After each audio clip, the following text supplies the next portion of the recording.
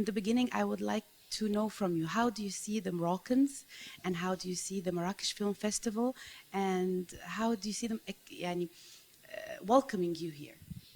Well, I'm always happy when I come to Marrakesh, and indeed Morocco. But Marrakesh, I suppose, is the city I come to most. I love the colors as I drive in from the airport. I love the smells. I love the light. And the people, when you get here, are very welcoming. The hotels are wonderful. And the Marrakesh Film Festival, I first came to the first one 14 years ago. It's changed, it's developed. Feel the difference? Yes, yes. Now there are more films. There's more organisation.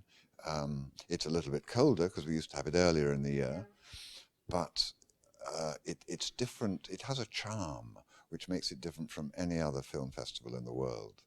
And for me, as a Northern European, when I come here, it's completely different from where I live. Many places where I travel are not completely different. They have similarities, but Marrakesh, Morocco,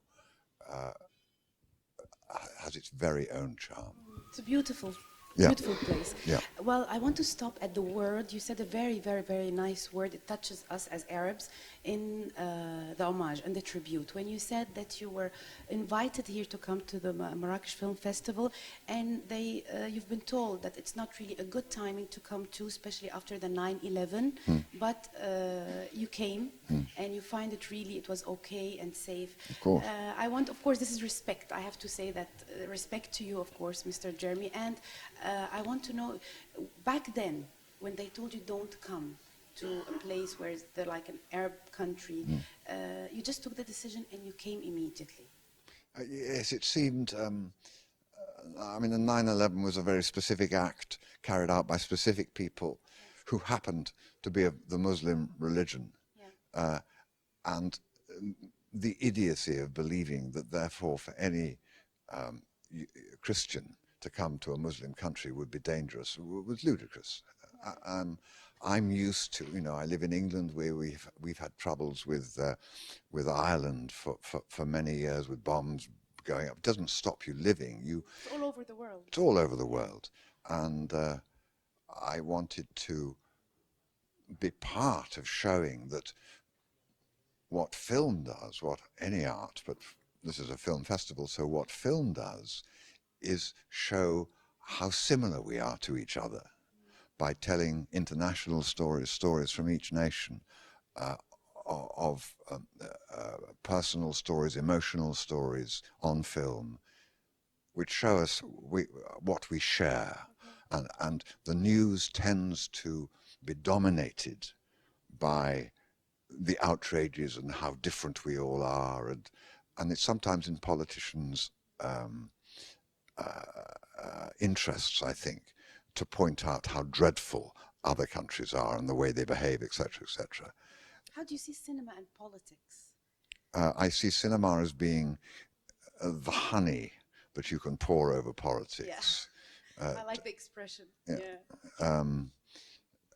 You can, of course, have political cinema. I don't really believe in it. I think cinema should be about people, not about ideas. Although they will, of course, if they're truly about people, those people have ideas, and so ideas spread. But cinema, I think, is a very important, art generally, is a very important way of showing that we are all the same humanity. Mr. Jeremy, I want to know, you have a long history with directors. I want to know which director was really able to bring out another part of you, a different part of you, where there's like a chemistry between you and him. Oh, I think all directors in some way do, some maybe more than others. I think it's invidious to say, I'm here today with Billy August, the Danish director who's being honoured tonight, and I've made 2 films with Billy, both very different, and he managed to pull different things out of me. I think it's mainly the characters. When you're a film actor, you tend to be asked to play characters that people have seen you play because the producers think he can do that. And as an actor, you're always trying to find ways to leap sideways, to play different sorts of things. But that journey, the director is always a big part of it, of encouraging you and helping you and guiding you.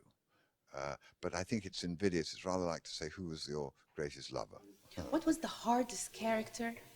And it took really a long time from you to study it and to do it? I think playing Gabriel in The Mission, Father Gabriel, he was a Catholic, which I'm not. He was a Jesuit, which I'm not. He was a priest, which I'm not. And that gave him a very different perspective on life than I had. And so I had to do a lot of preparation to get inside that man's head.